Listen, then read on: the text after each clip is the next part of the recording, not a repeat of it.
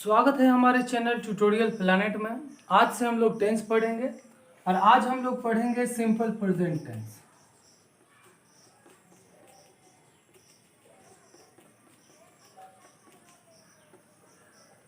ठीक है, टेंस पर 12 वीडियो आएगा। 12 जो टाइप हैं टेंस के, 3 भेद है, 3 के 4 भेद है, तो सबका अलग अलग वीडियो बनाएंगे। तो सिंपल प्रेजेंट टेंस पढ़ते हैं आज। ठीक है, इससे पिछला 3 वीडियो मैंने बनाया है वो ग्रामर सीरीज का, तो वो जरूर देखें। ठीक है, तभी आपको टेंस समझ में आएगा, बेहतर अच्छे से समझ में आएगा। वैसे मैं कोशिश करूँगा और अच्छे से समझाने का। तो सबसे पहले हम ये समझते हैं कि सिंपल प्रेजेंट टेंस का जो पहला भेद है उसको हम पहचानते कैसे हैं, पहचानेंगे कैसे कि कोई भी सेंटेंस सिंपल प्रेजेंट टेंस में है। तो एक सिंपल सा रूल है, ठीक है, बच्चे क्लास के लिए रूल है कि अगर हिंदी में कोई सेंटेंस हो और उसके अंत में अगर ता ते ती, ठीक है, लगा रहे तो हम समझेंगे कि वो जो सेंटेंस है, वो जो वाक्य है, वो सिंपल प्रेजेंट टेंस में है, या प्रेजेंट इंडेफिनिट टेंस भी इसको कहा जाता है, प्रेजेंट इंडेफिनिट टेंस में है। ठीक है, लेकिन अगर कोई सेंटेंस इंग्लिश में हो तो हम कैसे समझेंगे कि ये जो सेंटेंस है वो सिंपल प्रेजेंट टेंस में है। ठीक, तो सबसे पहले हिंदी में हम पहचानते हैं कि हिंदी में क्या है कि क्रिया के अंत में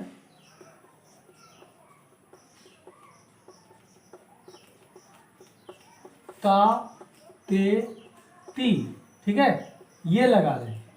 और है तो लगा ही रहेगा क्योंकि प्रेजेंट टेंस में है। पास्ट टेंस में रहेगा तो था थे थी लगा रहेगा। ठीक है, और अंत में तो है लगा ही रहेगा, है हूँ हो। ठीक है, वह जाता है, वह खेलता है, वह पढ़ता है। लेकिन सबसे जो मेन बात है, जो मेन पॉइंट है, वो हमको ये याद रखना है कि सिंपल प्रेजेंट टेंस का मतलब, सिंपल प्रेजेंट टेंस का यूज हम लोग करते क्यों है, प्रेजेंट इंडेफिनिट टेंस का जो असली यूज है वो हम करते क्यों है। तो वो हम करते हैं आदत बताने के लिए। आदत का मतलब हो गया आपका हैबिट बताने के लिए। ठीक है, किसी भी व्यक्ति या किसी भी चीज की जो आदत है, जो हैबिट है, उसे बताने के लिए हम लोग सिंपल प्रेजेंट टेंस का यूज करते हैं। ठीक, मेन हो गया आदत। दूसरा है आपका नियमितता। नियमितता का मतलब होता है रेगुलरिटी। अगर कोई काम रेगुलर हो रहा है, एक नियमित समय पर हो रहा है, ठीक है, तो उस चीज को बताने के लिए हम लोग सिंपल प्रेजेंट टेंस का यूज करते हैं। ठीक है, नेचर बताने के लिए, प्रकृति, किसी भी इंसान का या किसी भी जानवर का या किसी भी चीज का जो नेचर होता है, उसका जो प्रकृति होता है, उसका जो स्वभाव होता है, वो बताने के लिए हम लोग सिंपल प्रेजेंट टेंस का यूज करते हैं। ठीक है, उसके बाद आगे आपका एक ले लेते हैं जो यूनिवर्सल ट्रुथ है। ठीक है, जो चिरंतर सत्य है, जो यूनिवर्सल ट्रुथ है।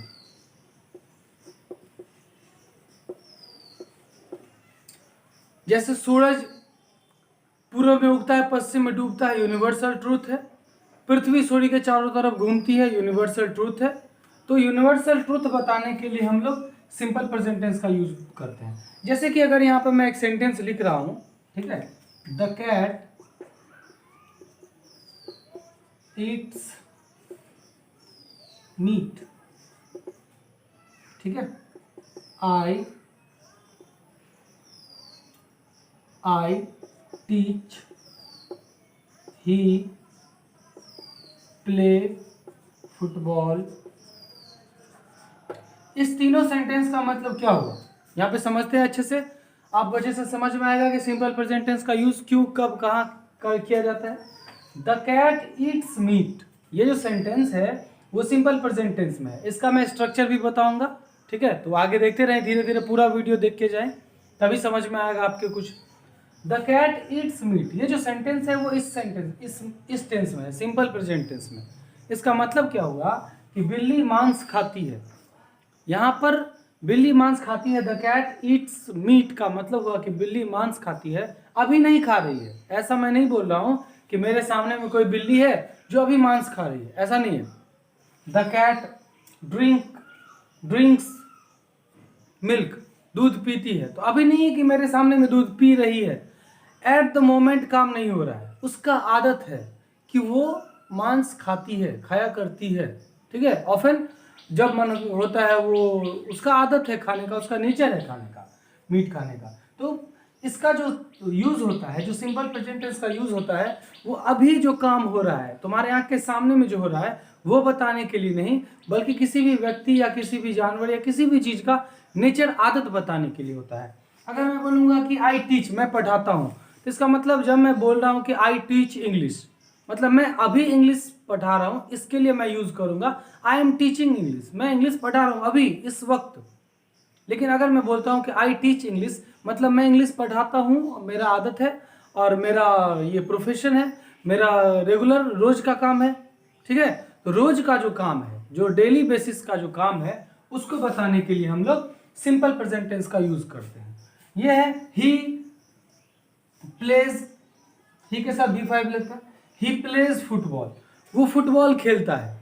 इसका मतलब ये हुआ कि अभी नहीं खेल रहा है, मेरे सामने में नहीं खेल रहा, तब मैं बोलूंगा ही इज प्लेइंग फुटबॉल, ठीक है। अगर मैं बोलता हूं कि ही प्लेज फुटबॉल, इसका मतलब है कि उसकी आदत है फुटबॉल खेलने की, वो रोज फुटबॉल खेलता है, उसका प्रोफेशन है फुटबॉल खेलना, उसका पेशा है फुटबॉल खेलना, ठीक है। तो सिंपल प्रेजेंट टेंस का यूज एट द टाइम, तुरंत जो काम हो रहा है उसके लिए यूज नहीं किया जाता। उसके लिए कौन सा टेंस का यूज किया जाता है? इसी का जो दूसरा भेद है, जिसको हम लोग प्रेजेंट इम्परफेक्ट टेंस कहते हैं या प्रेजेंट प्रोग्रेसिव टेंस कहते हैं, ठीक है, उसमें यूज किया जाता है, ठीक। और इस टेंस का यूज आदत बताने के लिए, ठीक, द कैट ईट्स मीट, उसका आदत है। उसके बाद रोज का काम बताने के लिए, जो रेगुलर काम होता है वो बताने के लिए, उसका जो पेशा है वो बताने के लिए। उसके बाद अगर मैं बोलूं कि आई सिंग, मैं गाता हूं, तो मेरा पेशा हो गया गाना। अगर मैं बोलूं कि I am singing a song, मैं, इसका मतलब है कि मैं अभी तुरंत एक गाना गा रहा हूं, ठीक है। तो ये जो डिफरेंस है पहले भेद में, प्रेजेंट टेंस का जो पहला भेद और दूसरा भेद है, इस दोनों में यही डिफरेंस है कि इसका जो बोध है वो आदत बताने के लिए है। अब जो भी सेंटेंस, इंग्लिश में कोई भी सेंटेंस लिखा रहे, अगर उसमें ये सारे वर्ड्स रहे, ध्यान दीजिएगा, आपके एग्जाम के लिए ये मैं बता रहा हूं, ठीक है, एग्जाम में यही काम देगा। अगर आप इंग्लिश में कोई सेंटेंस दिया हुआ है और उस सेंटेंस में अगर ये सारे वर्ड हैं, देखिए, डेली, डेली मतलब क्या हुआ? प्रतिदिन, प्रतिदिन का बोध हो रहा है। एवरीडे, प्रतिदिन। ऑलवेज, हमेशा, आदत का बोध हो रहा है। रेगुलरली, प्रतिदिन, आदत का बोध हो रहा है। वंस अ वीक, सप्ताह में एक बार, मतलब हर एक सप्ताह में एक बार, आदत का बोध हो रहा है। वंस अ वीक या मंथ या ईयर, सप्ताह में, महीने में या साल में एक बार, या ट्वाइस अ वीक, सप्ताह में 2 बार या महीना में 2 बार, ये भी आदत का बोध हो रहा है। सेल्डम, सेल्डम मतलब कभी कभी, कभी कभार, ये भी आदत ही है। हार्डली मतलब नहीं के बराबर। नेवर, कभी नहीं, ये भी आदत ही है। आई नेवर स्मोक, मैं कभी स्मोक नहीं करता हूं, मेरी आदत हुई, ठीक है। यूजुअली, यूजुअली मतलब अक्सर, हमेशा, लगभग, तो ये भी आदत का बोध हो रहा है। जनरली, जनरली मतलब अक्सर, प्राय, ये भी आदत का बोध हो रहा है।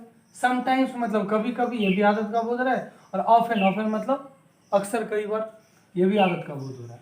तो हैबिट बताने के लिए, आदत बताने के लिए हम लोग सिंपल प्रेजेंट टेंस का यूज करते हैं, ठीक। Universal truth, nature, habit, profession, ये सारा बताने के लिए हम लोग सिंपल प्रेजेंट टेंस का यूज करते हैं। ये चीज जो है ये आपके एग्जाम में आएगा, ये बात ध्यान रखें। चलिए पढ़ ले, हम लोग स्ट्रक्चर को समझते हैं, उसके बाद सेंटेंस लेंगे जो आपके एग्जाम में पूछे जाते हैं, ठीक है।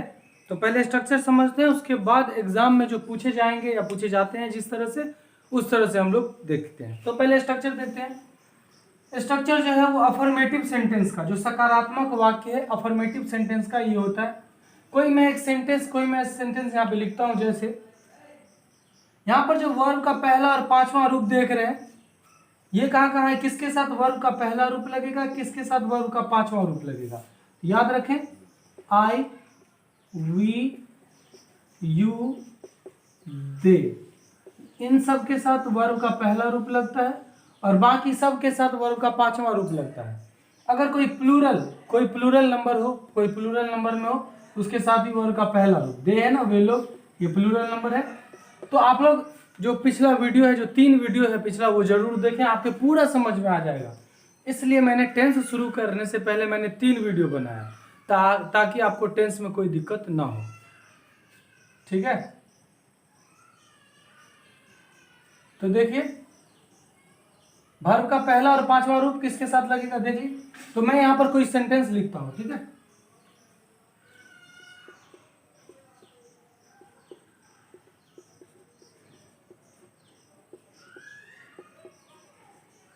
आई गो टू स्कूल डेली, ठीक है। तो ये हो जाएगा आपका अफर्मेटिव सेंटेंस, मैं प्रतिदिन विद्यालय जाता हूं। इसका जो निगेटिव होगा वो क्या होगा, निगेटिव देख सकते हैं, सब्जेक्ट मतलब आई, डू या डज, तो जिसके साथ वर्ब का पहला रूप लगता है उसके साथ डू लगता है, ठीक है। आई डू, उसके बाद नोट या डू नॉट के बदले में आप डोंट यूज कर सकते हैं, आई डोंट, डू नॉट के बदले में हम डोंट यूज कर सकते हैं, आई डोंट। वर्ब का पहला रूप गो टू स्कूल डेली, ठीक है। उसके बाद इंट्रोगेटिव सेंटेंस मतलब क्वेश्चन करने वाला सेंटेंस, प्रश्नवाचक वाक्य। पहले डू या डज लगेगा, तो डू लगेगा पहले आई के साथ, डू।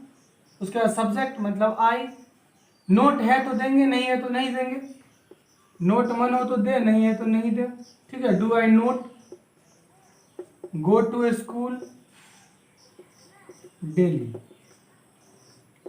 अगर हम नोट नहीं लगाते हैं तो होगा do I go to school daily, क्या मैं विद्यालय प्रतिदिन जाता हूं, क्या मैं प्रतिदिन विद्यालय जाता हूं। अगर हम नोट लगा देते हैं तो क्या मैं प्रतिदिन विद्यालय नहीं जाता हूं, ऐसा हो जाएगा।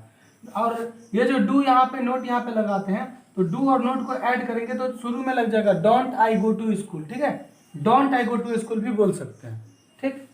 लेकिन अगर हम नोट को अलग करते हैं तो नोट जो है वो सब्जेक्ट के बाद आएगा, डू आई नोट होगा। अगर हम नोट को ऐड करेंगे तो डोंट आई होगा, ऐसे। WH सेंटेंस मतलब what, why, how, which, who, whose, whom, where, ठीक है, ये होगा। तो व्हेन, व्हेन ले लेते हैं, WH वर्ड दे दिए, व्हेन मतलब कब, डू लगेगा, सब्जेक्ट मतलब आई, नोट देंगे तो नहीं लग जाएगा, नहीं देंगे तो नहीं लगेगा, गो टू स्कूल डेली,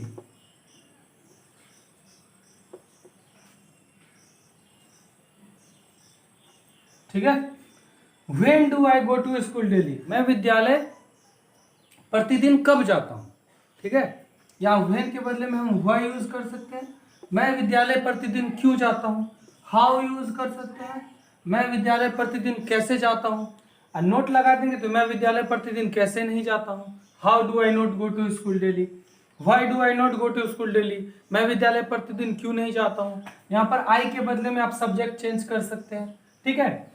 लेकिन आई के बदले में अगर आप थर्ड पर्सन सिंगुलर नंबर लगाते हैं, ही लगा देते हैं, यहाँ पे अगर आप ही लगाएंगे तो यहाँ पे क्या हो जाएगा, गोज हो जाएगा। जहाँ जहाँ ही लगाएंगे आई के बदले में अगर हम ही लगाएंगे, यहाँ पे डू नहीं डज हो जाएगा, बाकी सब ऐसे ही रहेगा। डोंट के बदले में डजंट हो जाएगा यहाँ पे, और बाकी सब ऐसे ही रहेगा। यहाँ पर अगर हम आई के बदले में ही लगाते हैं तो यहाँ पे डज हो जाएगा, ठीक है। फिर यहाँ पर भी आई के बदले में अगर हम ही लगाएंगे, यहाँ भी डू के बदले में डज हो जाएगा। ये बात याद रखें, ठीक। तो हम देख रहे हैं कि इन तीनों में डू या डज का यूज हुआ है, इसमें डज का यूज, डू या डज का यूज नहीं हुआ है। आप अगर चाहें तो इसमें भी डू या डज का यूज कर सकते हैं, लेकिन अगर हम इसमें अफर्मेटिव सेंटेंस में डू या डज का यूज करते हैं तो वो जोरदार वाक्य बन जाता है, ठीक है। जोरदार वाक्य बन जाता है। कैसे बन जाता है जोरदार वाक्य, वो देखते हैं कि अगर मैं बोलूं कि आई लाइक यू, मैं तुम्हें पसंद करता हूं, आई लाइक यू। अगर इसी बात को आप जोर दे करके बोले कि मैं तुम्हें एकदम बहुत ज्यादा पसंद करता हूं, तो यहाँ पे आई के साथ क्या लगता है, डू लगेगा, ही के साथ डज लगेगा। तो जिस सब के साथ वर्ब का पहला रूप यूज होता है उस सब के साथ डू लगेगा, ठीक है। तो आई डू लाइक यू, मैं तुम्हें पसंद करता हूँ, जोड़ दे करके अगर हम किसी वाक्य पर जोड़ देना चाहें, ठीक है, उसको तगड़ा बनाना चाहें और ज़्यादा ऐसा बनाना चाहें कि सामने वाले को लगे कि ये बहुत एकदम दिल से बोल रहा है, ठीक है, तो आई डू लाइक यू, ठीक, जैसे ही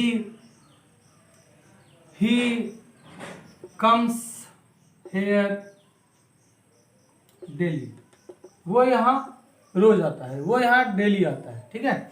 अगर मैं जोड़ दे के बोलूँ कि वो यहाँ पक्का आता है रोज, वो यहाँ पक्का रोज आता है, तो ही डज हो जाएगा, यहाँ पे कम्स था, ही के साथ V5 लगेगा, he comes here daily, he does, तो जब डज लग गया तो यहाँ पे वर्ब का पहला रूप यूज होगा, he does come here daily, वो पक्का यहाँ डेली आता है, रोज आता है, ठीक है। तो इसमें आप सब्जेक्ट के बाद तुरंत बाद डू या डज का रूप यूज कर सकते हैं, लेकिन जैसे ही डू या डज यूज हम करेंगे तो सिर्फ वर्ब का पहला रूप यूज होगा कहीं भी। इस समय आप देख सकते हैं डू या डज लगा है हर जगह, इस तीनों सेंटेंस में हर जगह आप देख सकते हैं वर्ब का पहला रूप ही यूज किया गया है, ठीक है। तो अगर हम सब्जेक्ट के बाद डू या डज लगाते हैं तो ये जो सेंटेंस है सिंपल प्रेजेंट टेंस का जो अफर्मेटिव सेंटेंस है, ये आपका जोरदार वाक्य बन जाएगा, ठीक है, जोड़ दे करके आप बोल रहे हैं, ठीक।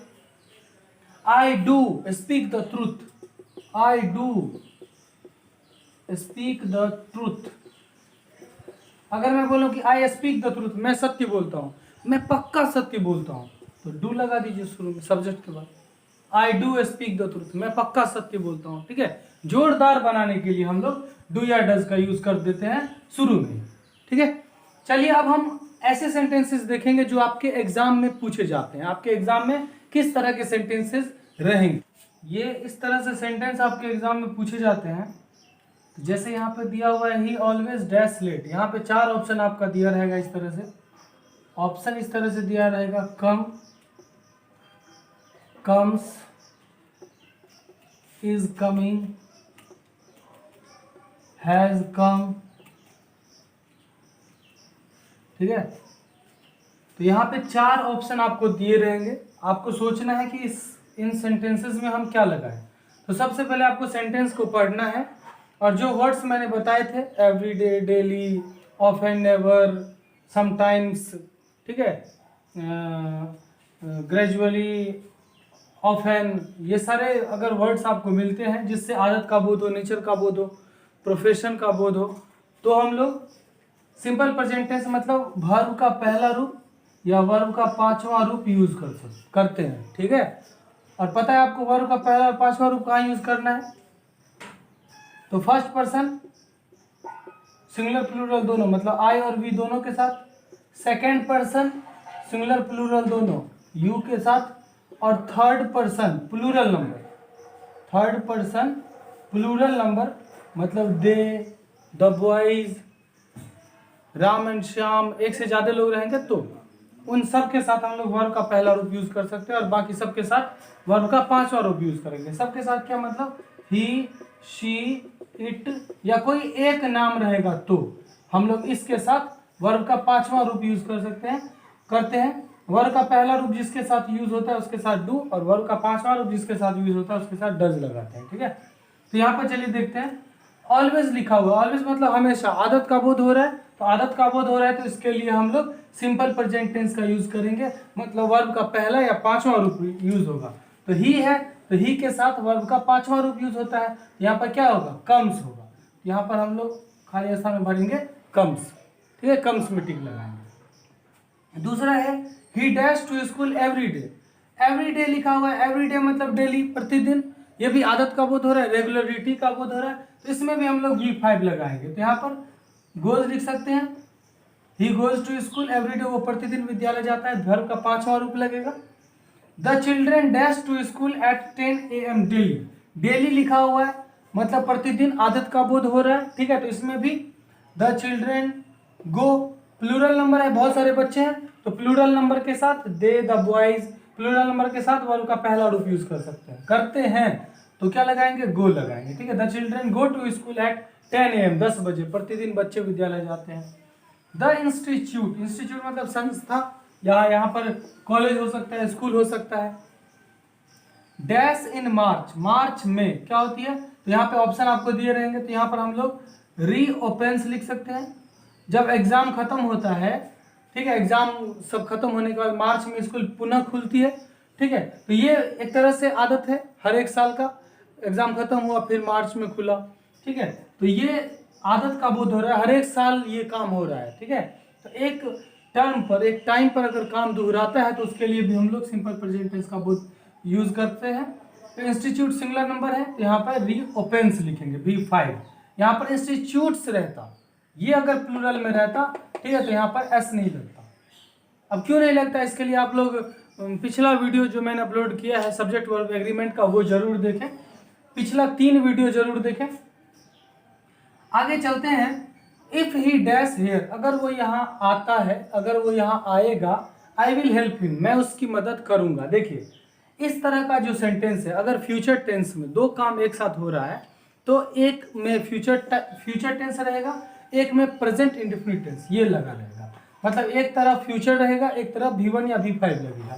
तो यहाँ पर 2 सेंटेंस है, एक यहाँ से यहाँ तक और एक यहाँ से यहाँ तक। तो ये है आई विल हेल्प हिम, मैं उसकी मदद करूंगा, तो इसमें फ्यूचर टेंस लगा हुआ है, ठीक है, तो इसमें हम लोग सिंपल प्रेजेंट टेंस लगाएंगे। तो ही के साथ क्या लगेगा, V5 लगेगा, यहाँ पे हम लोग कम्स लगा सकते हैं। इफ ही कम्स हेयर, अगर वो यहाँ आता है, आई विल हेल्प हिम, मैं उसकी मदद करूंगा। As soon as I dash Patna I will inform you, मैं तुम्हें इन्फॉर्म करूंगा। देखिए एक तरफ फ्यूचर है तो एक तरफ सिंपल प्रेजेंट टेंस लगेगा, मतलब V1 या V5 लगेगा। तो आई है तो आई के साथ वर्ब का पहला रूप यूज करेंगे, तो यहाँ पर हम लोग रीच यूज कर सकते हैं। आपको ऑप्शन दिया रहेगा, उसमें आपको देखना है कि आई है तो आई के साथ वर्ब का पहला रूप कहाँ पे है, बस उसको खोजना है।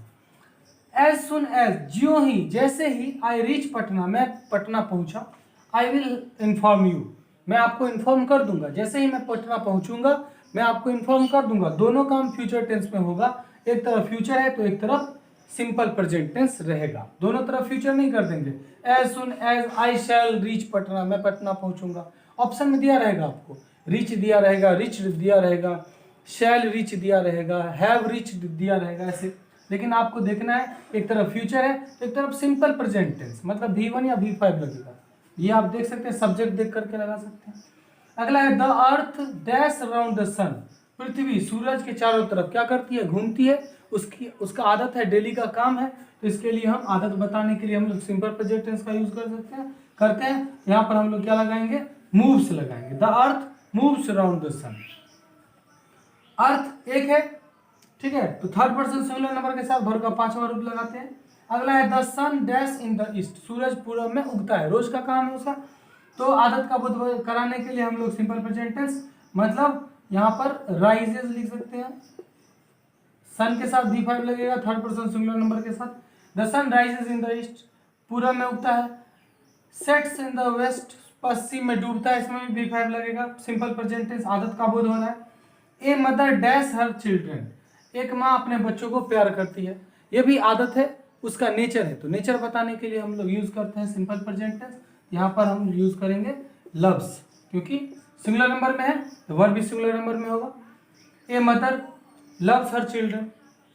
आई डैश एवरी डे लगा हुआ है, मतलब प्रतिदिन, आदत का बोध हो रहा है।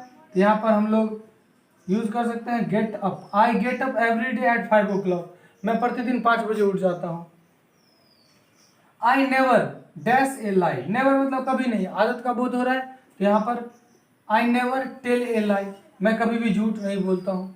यहाँ पर आपको ऑप्शन में दिया रहेगा have telled, have told, telling, am telling, will tell, shall tell, इस तरह से दिया रहेगा। लेकिन आपको देखना है कि अगर आदत का बोध हो रहा है, नेचर का बोध हो रहा है, यूनिवर्सल ट्रूथ का बोध हो रहा है, ठीक है, मन की भावनाओं का बोध हो रहा है, तो हम लोग सिंपल प्रेजेंट टेंस का यूज करेंगे। फ्यूचर टाइम में, फ्यूचर टेंस में अगर 2 काम एक साथ हो रहा है, ये अच्छा है, पूछता है कितनी बार पूछा है।